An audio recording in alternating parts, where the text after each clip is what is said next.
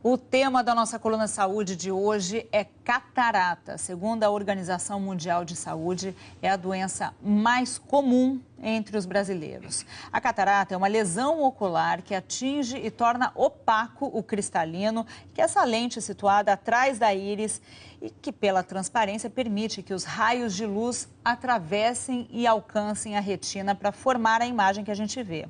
A evolução da doença costuma ser lenta, pode afetar primeiro um dos olhos e só mais tarde o outro.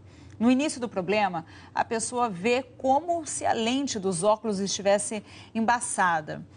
Com o avanço da doença, porém, a dificuldade aumenta progressivamente e a pessoa passa a enxergar apenas vultos, evoluindo às vezes até a cegueira.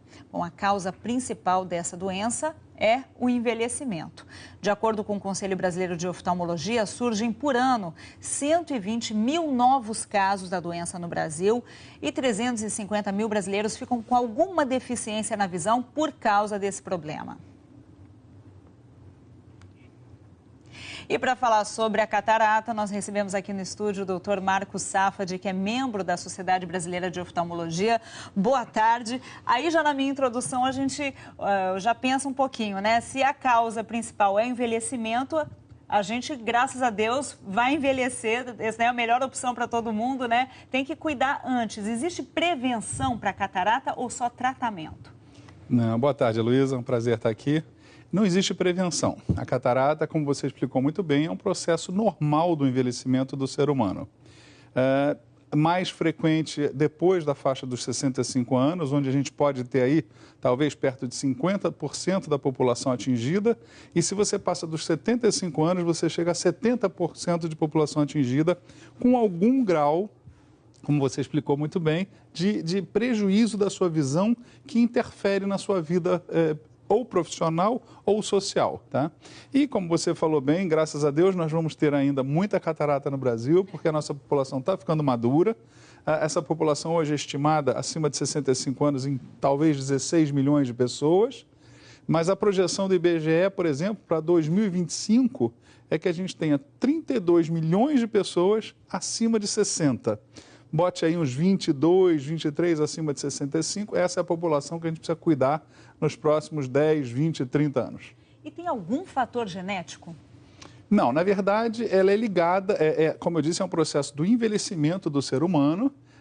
Tem algumas coisas que aceleram. Por exemplo, o paciente diabético, ele normalmente tem algumas alterações metabólicas que fazem essa catarata aparecer mais rápido.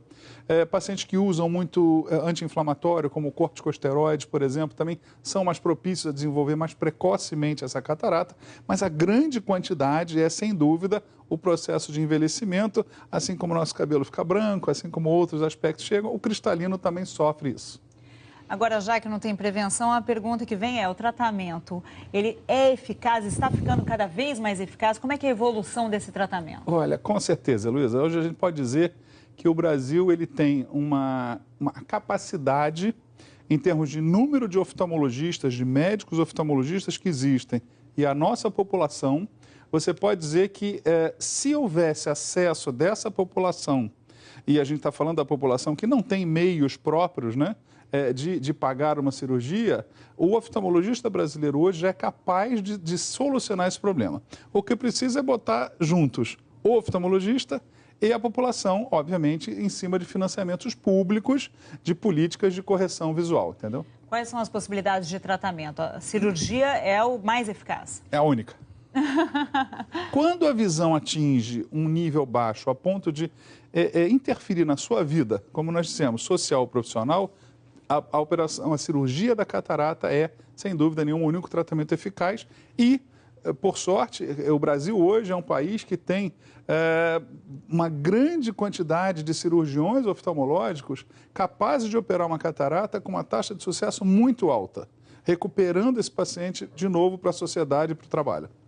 Agora, a pessoa que vê alguma diferença na visão dos pais, dos avós, esse tipo de alteração que a gente costuma identificar como catarata, é geralmente notado pela família? Qual que é a possibilidade de fazer diagnóstico precoce? É difícil, Heloísa, porque o primeiro ponto é o paciente sentir, você já falou muito bem na introdução, é como se a gente estivesse olhando por uma janela esfumaçada, né? A visão começa a ficar ligeiramente turva, o paciente repara que algumas coisas que ele via com mais facilidade, ele já não está vendo tão bem, e esse momento é o momento de procurar um médico oftalmologista para confirmar esse diagnóstico, e aí sim, de acordo com o exame, se é o momento ou não da cirurgia, entendeu?